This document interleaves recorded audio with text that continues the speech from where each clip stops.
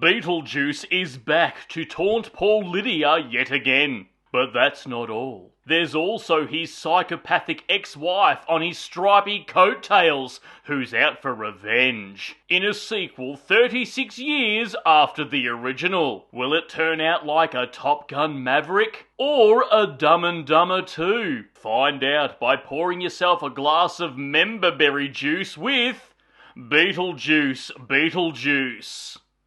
Hello there, you Lucians, and welcome back to another episode of Spicy Boy Reviews. I'm, of course, your host, Andrew Iles. That's right, the sequel, Beetlejuice Beetlejuice, directed yet again by the one and only Tim Burton. We open the film to find out where all the characters from the first film have ended up. Lydia has now embraced her paranormal medium powers and hosts a paranormal investigation TV show called Ghost House. It's kind of like Ghost Adventures, without the overbearing ego of Zach Bagans. She's suffering from PTSD, seeing flashes of Beetlejuice everywhere. She's also engaged to the douchiest manager by the name of Rory, played cringingly awesome by Justin Theroux. Lydia is informed by her famous artist mother, a scene-stealing and returning Catherine O'Hara, that her father is deceased due to a shark attack. So Jeffrey Jones won't be returning for this installment for reasons. It is decided to host the wake back on the house on the hill in Winter River, Connecticut.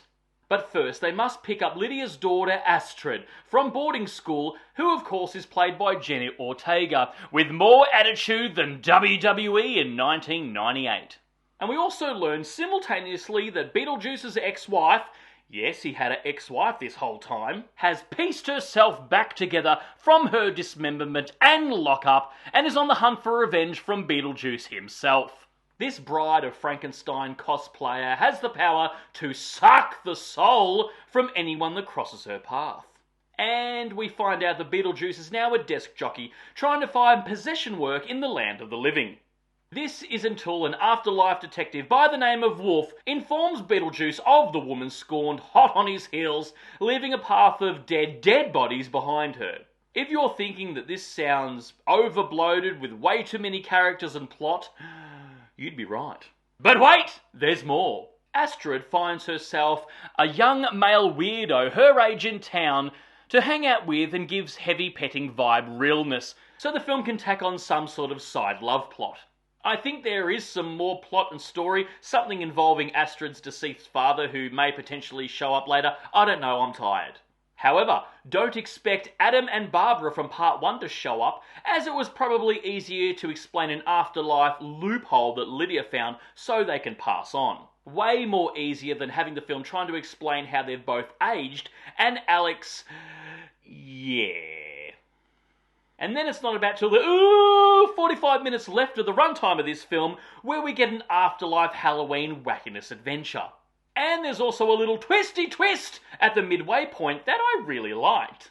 I thought it was going to go one way, honestly, but then the film surprised me. The film has way too much sort of character development and build, heaps and heaps of it. One might say too fucking much. And in saying that, we do get a backstory of Beetlejuice and how and why he has an ex-wife. However, honestly, I didn't really even need this plot or to have it explained. Don't get me wrong, the scene is actually very, very funny and entertaining, but again, not needed. Because the whole ex-wife side plot ultimately is pointless. Monica Bellucci is criminally wasted in this film. She had one line, showed up here and there for a little bit, then boom, she's gone. The story of the film probably should have revolved somewhat around Astrid and her side plot. There was conflict there, a few twists and turns, and honestly somewhat of a journey. As for the character of Astrid herself though, I found her very sour and annoying. Not dissing Jenna Ortega the actor, she's great, I like her. But the character was very pouty, bitchy, and just one note. Lydia in the original film was dour and goth and a bit stroppy, but it worked for the story. And Adam and Barbara helped her see the beauty in life, also while being dead. But yet again, as I said before, this film suffers from too many characters and too much plot. Notice I haven't really talked much about the title character of Beetlejuice yet? Yeah. However, Michael Keaton is incredible here. The guy hasn't missed a beat. And it proves that he has way more charisma than 90% of current Hollywood. However, you could tell in a few scenes though that he was getting a little bit long in the tooth and a little bit tired. But he still nails the character and is absolutely hilarious in every scene. Winona Ryder is just there in the film, honestly. I mean, she gets more screen time with anyone, but really there's nothing to write home about. The best in this film, however, apart from Michael Keaton, of course, were the two who provoked most of, if not all of the laughs in the film, Catherine O'Hara and Justin Theroux. And I will say that the cutest character in this film, and every time he popped up on screen I absolutely adored and loved it, was the character of Bob.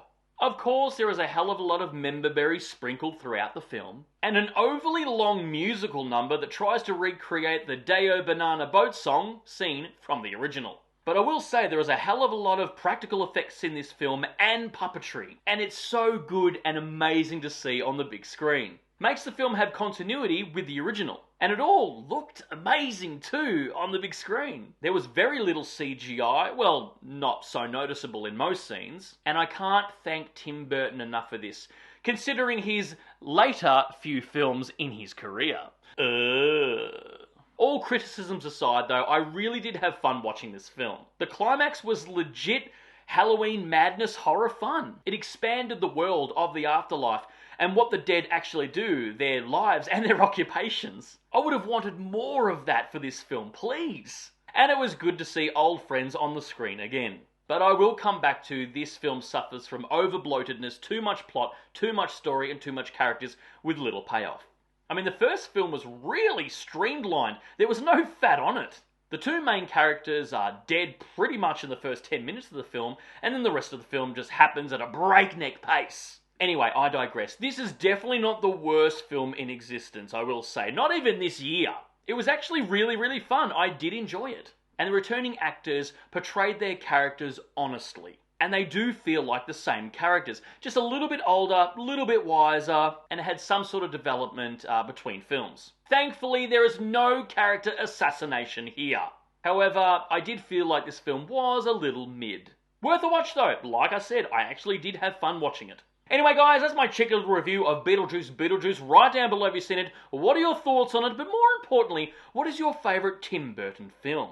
And of course, if you've made it this far into the episode, please give me a thumbs up because your love and support keeps me going because I just love movies and I assume you do as well. And of course, don't forget to hit that subscribe icon because I give it an episode weekly. And I'll see you back here next week for the next review. But until then, stay spooky, kids.